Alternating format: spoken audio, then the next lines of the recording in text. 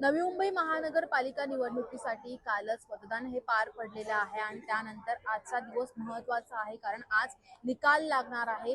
111 जागांसाठी 500 उमेदवार हे रिंगणात आहेत, त्यामुळे सर्वच उमेदवारांची जी प्रतिष्ठा आहे ती पणाला लागलेली आहे। आपण सध्या बूथवर आहात, बूथच्या बाहेर आपण पाहू शकता की या मतमोजणी केंद्राबाहेर पोलिसांचा फौजफाटा असेल, नियोजन करण्यात आलेलं आहे। कडेकोट पोलीस बंदोबस्त तैनात करण्यात आलेला आहे। कोणताही गैरप्रकार होऊ नये यासाठी ही सर्व यंत्रणा सज्ज झाल्याचं आपल्याला पाहायला मिळत आहे।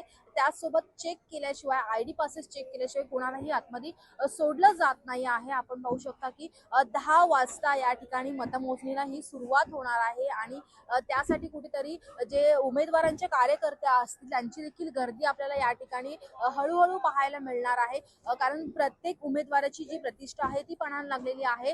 काल मतदान झाल्यानंतर आज मतमोजणी होणार आहे, त्यामुळे यंदा नवी मुंबई महानगरपालिकेवर कोण सत्ता गाजवणार, कोणाच्या हातात निकाल लागणार हे देखील पाहणं आपल्याला तितकंच महत्त्वाचं असणार आहे।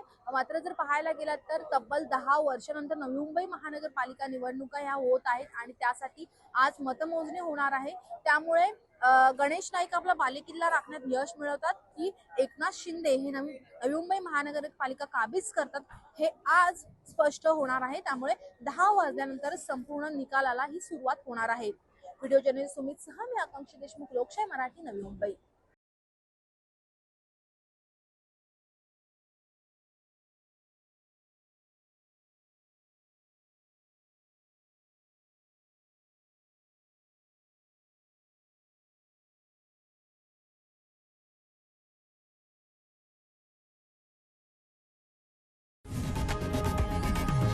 लोकशाही मराठी ऐका, पहा, जागरूक रहा।